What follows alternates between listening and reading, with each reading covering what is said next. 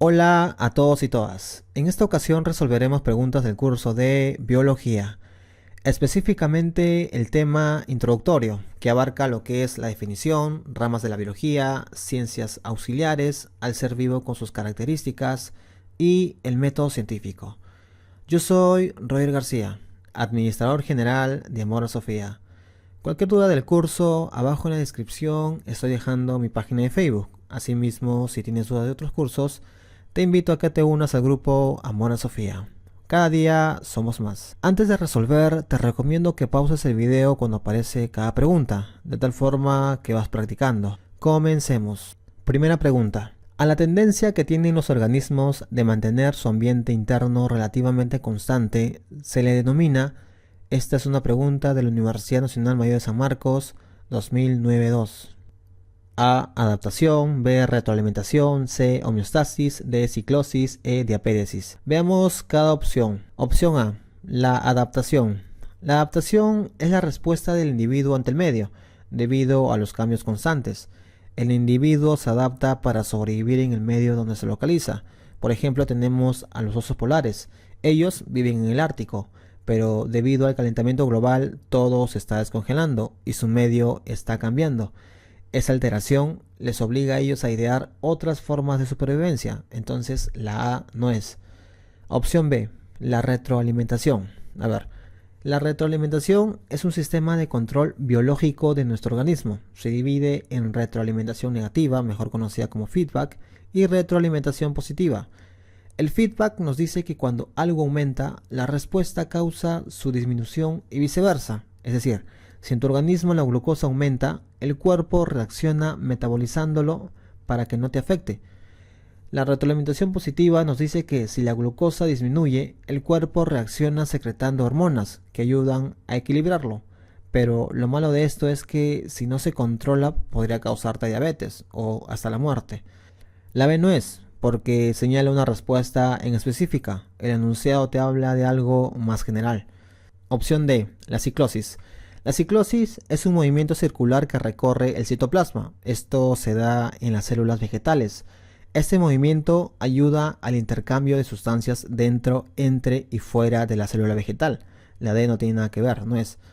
Opción E, la diapéresis. Bueno, la diapéresis es la filtración ya sea de leucocitos, o mejor conocido como los glóbulos blancos, en la sangre a sitios donde se presenta una infección. Es como una especie de atajo que ellos toman, ya que ellos atraviesan los vasos sanguíneos sin dañarlos, para defender nuestro organismo lo antes posible. La E no es. Y veamos la opción C. Opción C, la homeostasis. Bueno, la homeostasis, como ya lo hemos definido, es la capacidad de mantener el equilibrio interno. Lo que hace la homeostasis es intentar estabilizar los cambios internos con los externos. ¿Por qué quiero estabilizar? Para mantener una condición estable y constante. El organismo lo que hace es una respuesta a los cambios para equilibrar y adaptarse, para preservar la salud. Aquí regula la presión arterial, la concentración de oxígeno en la sangre, la concentración de glucosa, las grasas, las proteínas, la temperatura, la alimentación, si comes o no comes, y entre otras cosas más. La homeostasis actúa por medio de la retroalimentación, ya sea negativa o positiva. Entonces tenemos nuestra clave. La clave es la C, homeostasis. Veamos la siguiente pregunta. Pregunta número 2. Los átomos más importantes en los seres vivos, opción A, son los que poseen mayor tamaño. Opción B, son el oxígeno, hidrógeno y nitrógeno. La C, suelen formar enlaces covalentes. D, no tienen probabilidad de hibridación de orbitales. C, suelen formar enlaces iónicos. Veamos uno por uno. Opción A, son los que poseen mayor tamaño. Bueno, los que poseen mayor tamaño son los llamados supramoleculares y no son los más importantes. La opción B. Opción B, son el oxígeno, hidrógeno y el nitrógeno. Estos son bioelementos y sí, son átomos importantes, pero mejor sigamos analizando. Opción D, no tienen probabilidad de hibridación de orbitales. Esto es química. Una hibridación de orbitales es una especie de mezcla de diferentes orbitales, donde aquí se obtiene orbitales equivalentes de energía y forma. La D no es. Opción E, suelen formar enlaces iónicos. Este enlace se da entre átomos de metales y no metales. Aquí se forman moléculas como el cloruro de potasio, cloruro de calcio, sulfuro potásico, etc. El metal le pasa un electrón al no metal. Al perder el electrón tiene más cargas positivas y se queda con +1. El no metal, al ganar una carga, tiene más carga negativa y se queda con -1. Como son cargas opuestas, ellas se atraen y aquí se forma el enlace iónico. La E no es. Y veamos la opción C. Suelen formar enlaces covalentes. Al formarse este enlace, contrario a lo que es al enlace iónico, al combinarse, ningún átomo pierde o gana electrones. Este enlace se da entre dos no metales. Aquí no se pasan electrones, sino lo que realizan es compartir electrones. ¿Para qué? Para estar estables. Cuando se comparten, se unen mediante el enlace covalente. Aquí se forman bioelementos principales e importantes para los seres vivos.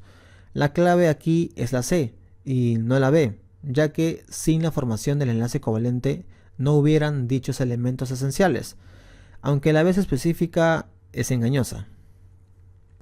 Veamos la siguiente pregunta. Pregunta número 3. La experimentación permite A. Negar la hipótesis, B. Afirmar la hipótesis, C. Afirmar o negar la hipótesis, D. Formular nuevas hipótesis, E. Descartar las leyes. Esta pregunta es de la sección de método científico. A ver, recordemos que hay 4 pilares aquí. Comenzamos con la observación, que es la observación y el registro de lo que se desea estudiar. Claro está, sin interponer sus emociones. Luego tenemos a la hipótesis. Aquí se hacen posibles respuestas de lo observado. Después está la experimentación y resultados. Aquí se realiza la prueba científica de la hipótesis, esperando si los resultados son afirmativos o negativos según lo que hemos observado y preguntado. Y por último están las conclusiones y teorías. Aquí ya se concluye si la hipótesis es cierta o no. Si es cierta, se procede a hacer una teoría para explicar lo estudiado. Entonces, la experimentación, ¿qué nos permite? Nos permite afirmar o negar la hipótesis. Luego de eso, se hacen las conclusiones. Entonces, la clave es la C, afirmar o negar la hipótesis. Veamos la siguiente pregunta. Pregunta número 4. Gran parte de la energía que forma un individuo es utilizado en procesos A. Metabólicos, B. Anabólicos, C. Catabólicos, D. Degradativos, E. Respiratorios. Sabemos nosotros que el proceso donde se utiliza la energía se llama metabolismo, que es el conjunto de reacciones químicas que ocurre en el interior del individuo. Pero nos dice que gasta energía. El proceso anabólico que está en el metabolismo, sabemos que es un proceso que construye, por la cual gasta energía para construir algo. Pero en el proceso catabólico, que también es parte del metabolismo, no se gasta energía, sino que se libera, porque es un proceso degradador. Ambas usan energía, pero la pregunta no señala específicamente para qué lo utilizará tal energía. Entonces no puede ser ni anabolismo ni catabolismo. El proceso que abarca a ellas dos es el metabolismo, el proceso metabólico, ya que en este proceso se usa energía tanto para hacer lo uno y lo otro. Entonces concluimos que la clave es la A. Pregunta número 5. La característica del ser vivo se relaciona con la herencia, se denomina A. Metabolismo sintético, B. Catabolismo, C. Reproducción, D. Anabolismo, E. Metabolismo energético. En el video de teoría hemos visto como 7 características del ser vivo. A ver, el metabolismo sintético es también llamado como anabolismo y el metabolismo energético es llamado como catabolismo. Entonces, solo nos queda la opción C. Y sí, la reproducción tanto sexual o asexual permite al individuo dejar una descendencia, una herencia. La clave es la C, reproducción. Pregunta número 6. En el nivel ecológico encontramos a la agrupación de individuos de la misma especie en el mismo espacio y tiempo. Se denomina A, comunidad, B, ecosistema, C, ecotono, D, población, E, individuo. La organización de materia, tanto animada como inanimada, o mejor dicho sin vida y con vida, sabemos que son tres: nivel químico, nivel biológico y nivel ecológico. El nivel ecológico empieza desde la población, que es un conjunto de individuos localizados en un mismo espacio y tiempo determinado. Entonces ya tenemos la clave, porque nos dice conjunto de individuos. La clave es la D. Un ecotono es una transición natural entre dos tipos de ecosistemas. Es como que el puente entre una y otra. Aquí hay una imagen para entender mejor lo que es un ecotono. Entonces tenemos que la clave es la D, población. Pasemos a la pregunta número 7. ¿En qué división de las ramas de la biología se encuentran los monocotiledóneas y los dicotiledóneas? A, microbiología, B, atómico, C, zoología, D, botánica, E, botánica fanerogámica. Bueno, esto no hemos puesto en la teoría.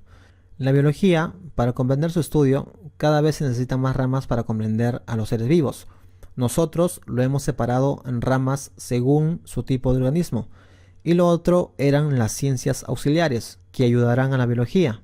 Ya, la primera rama donde vimos a la zoología, la botánica y la microbiología son las ramas que están separadas según el tipo de organismo, y lo que pusimos como ciencias auxiliares está separado según su especialidad, proximidad y hasta relación. Todo bien hasta aquí.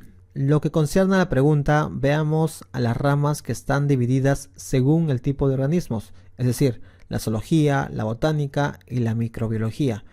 De forma rápida vamos a recordar y agregar algunos datos.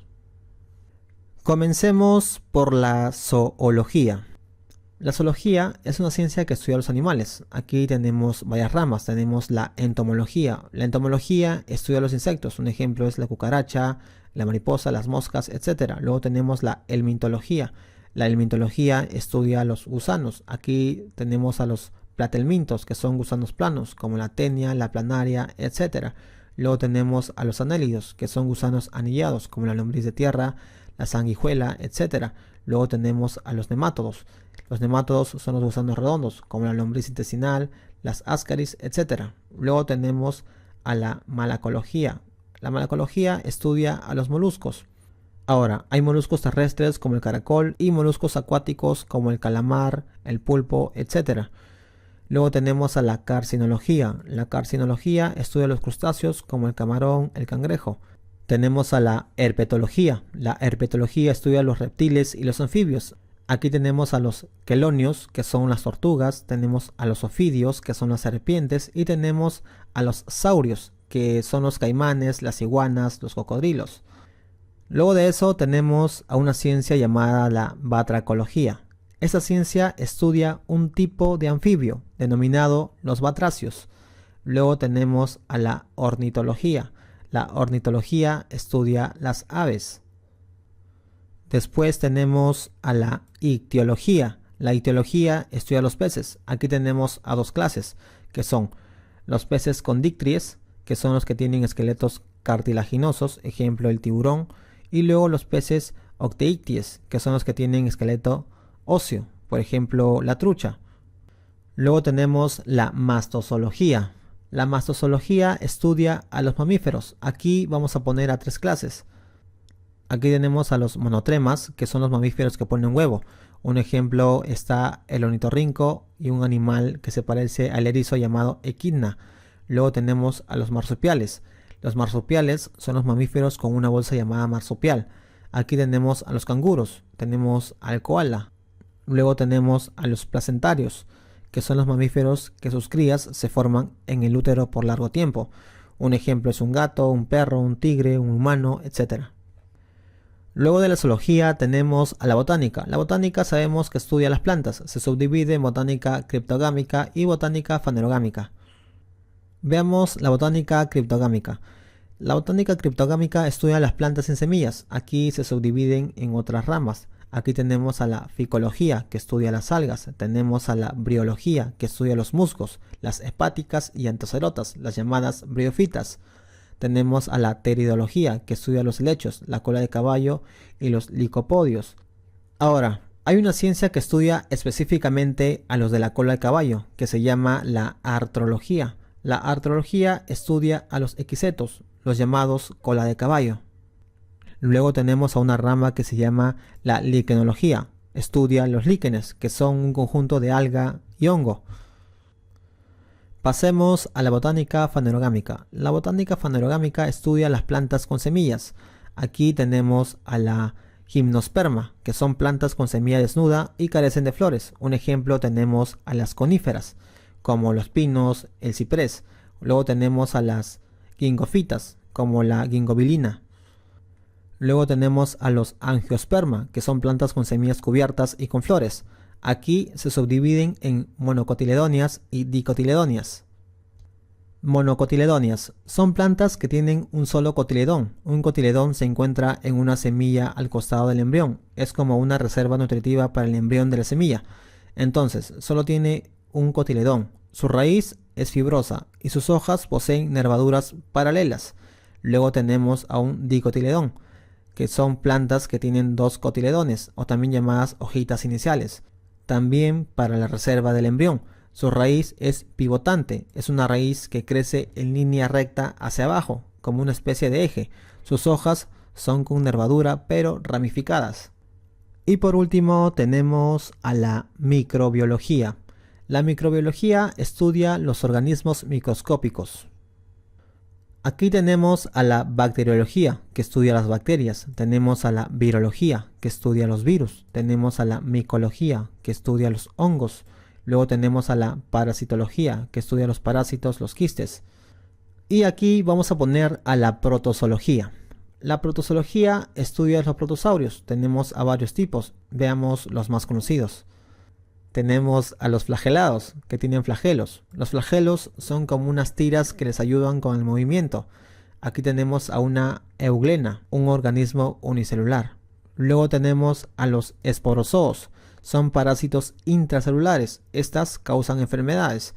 Tenemos al Plasmodium. En el Plasmodium hay 4 clases de ellas que afectan básicamente a los humanos. Estas producen la malaria. Y luego tenemos a los sarcodinos. Los sarcodinos son animales unicelulares. Se mueven gracias a un flujo protoplasmático llamado el movimiento ameboide. Aquí tenemos a las amebas. Entonces, sabiendo lo que es la teoría, pongámosles completa, veamos de nuevo la pregunta. ¿En qué división de las ramas de la biología se encuentran los monocotiledóneas y los dicotiledóneas? A ver, buscamos y nosotros sabemos que están en botánica fanerogámica, específicamente en las angiospermas. Entonces, botánica fanerogámica no. Entonces la clave tenemos que es la D. Ahora pasemos a la pregunta número 8. Pregunta número 8.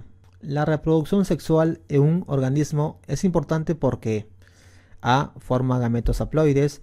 B. Produce variabilidad genética. C. Mantiene la pareja. D. Asegura la supervivencia. E. Origina descendencia semejante.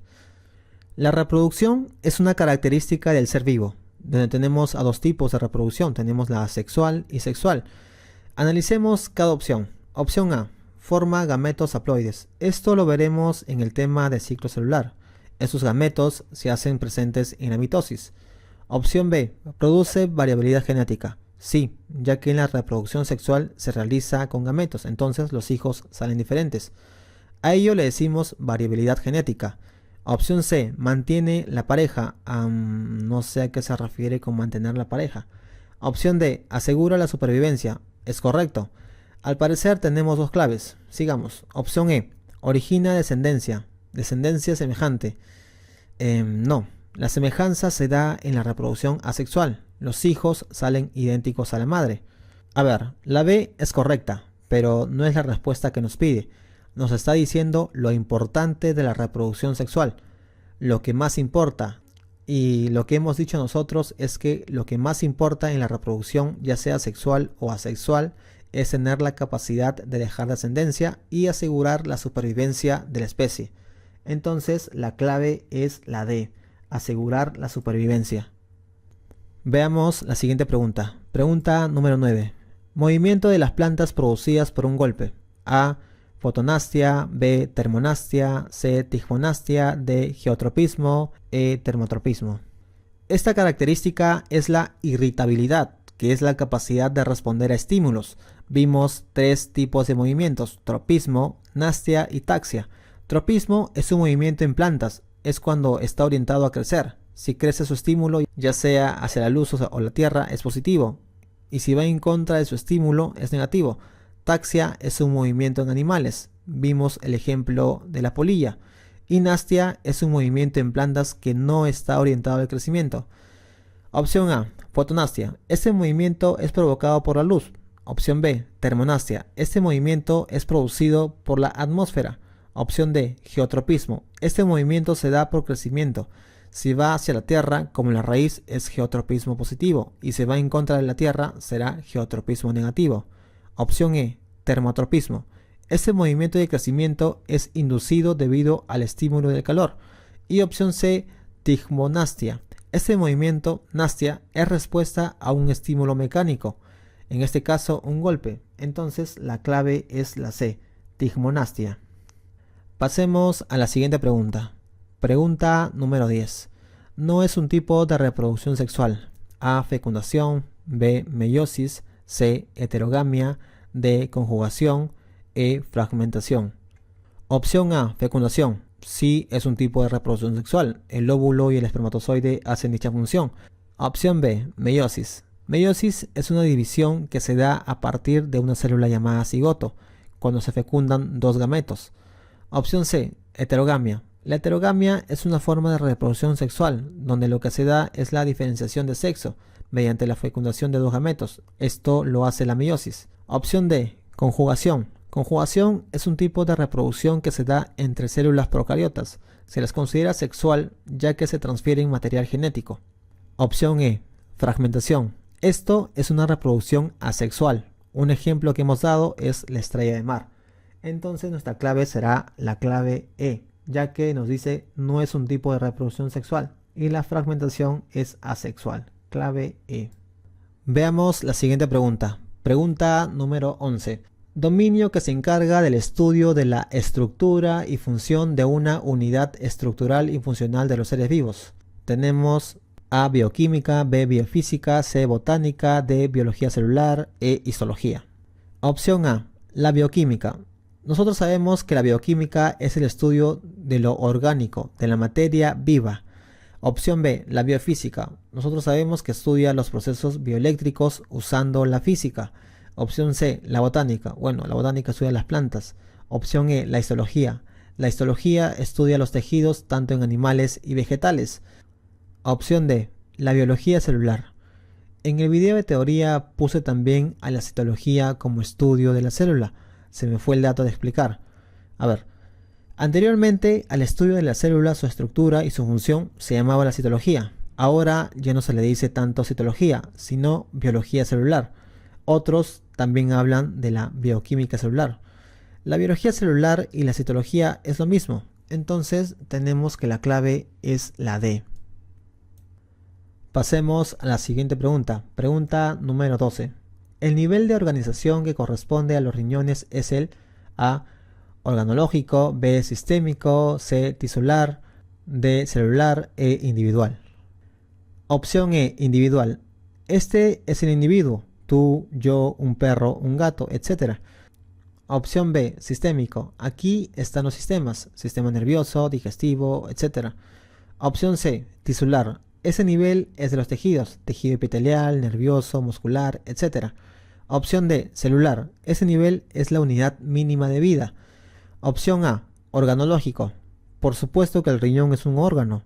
Para San Marcos, ese nivel es llamado órganos o organológicos, pero no nivel orgánico, como otras universidades sí. En una pregunta de la PRE San Marcos pusieron ambas, organológico y orgánico, y la clave que pusieron es organológico, así que hay que tener un poco de cuidado. Entonces tenemos que la clave de la 12 es la A, organológico. Entonces pasemos a la siguiente pregunta. 13. La ecología es un dominio de la biología que estudia A, la herencia y la variación. B, el comportamiento de los seres vivos. C, la clasificación de los seres vivos. D, la interacción entre los seres vivos y el ambiente. E, el desarrollo embrionario. A ver, opción A, herencia y variación. Esto de aquí lo estudia la genética. Opción B, el comportamiento de los seres vivos. Esto lo estudia la etología. Opción C, clasificación de los seres vivos. Esto lo estudia la taxonomía. Opción E, el desarrollo embrionario. Esto lo estudia la ontología. Y la D tenemos a la ecología. La ecología es una ciencia que estudia la interacción entre los seres vivos y el ambiente. Entonces nos da la clave D. Pasemos a la siguiente pregunta. Pregunta número 14. Los conocimientos científicos y empíricos se asemejan en que ambos, opción A, se obtienen por una metodología de la ciencia. B, explican las causas de lo conocido. C, se obtienen mediante la experiencia. D, son objetivos y explican la causa de lo conocido. E, se comprueban a través de la hipótesis. A ver, el conocimiento empírico se obtiene mediante la experiencia, pero no explica las causas de lo conocido. Aparte, también es subjetivo, mientras que el conocimiento científico se obtiene mediante un método propio de la ciencia. Aquí, en el conocimiento científico, se comprueba mediante experimentos rigurosos, explica las causas de lo conocido y es objetivo. Y el conocimiento científico, a través de sus experimentos, también gana experiencia. Y el conocimiento empírico se obtiene mediante la experiencia. Entonces tenemos que la clave es la C. Se obtiene mediante la experiencia, descartando las demás claves. Pregunta número 15. Característica de los seres vivos responsables del crecimiento, mantenimiento y reparación del organismo. A, coordinación. B, metabolismo. C, reproducción. D, irritabilidad. E, adaptación. De forma rápida. Los procesos metabólicos que comprenden la degradación de los alimentos, la obtención de energía y el uso de la materia para producir una nueva son las responsables tanto del crecimiento, el mantenimiento y la reparación del organismo. Entonces la clave es la B, metabolismo. Y por último, la pregunta número 16. La explicación confiable de algo que ha ocurrido en la naturaleza y que la evidencia ha apoyado repetidas veces se denomina A, ley. B, teoría. C, hipótesis. D, principio. E, postulado. De forma rápida, la teoría es una explicación de algo en la naturaleza y que la evidencia ha apoyado repetidas veces. En la ciencia es una explicación que tiene un alto grado de confiabilidad. Entonces ponemos que la clave es la teoría, clave B. Dale like si te gustó el video, compártelo con tus amigos. Esto es Amor a Sofía, donde aprenderás gratis. Yo soy Roger y nos vemos en el siguiente video.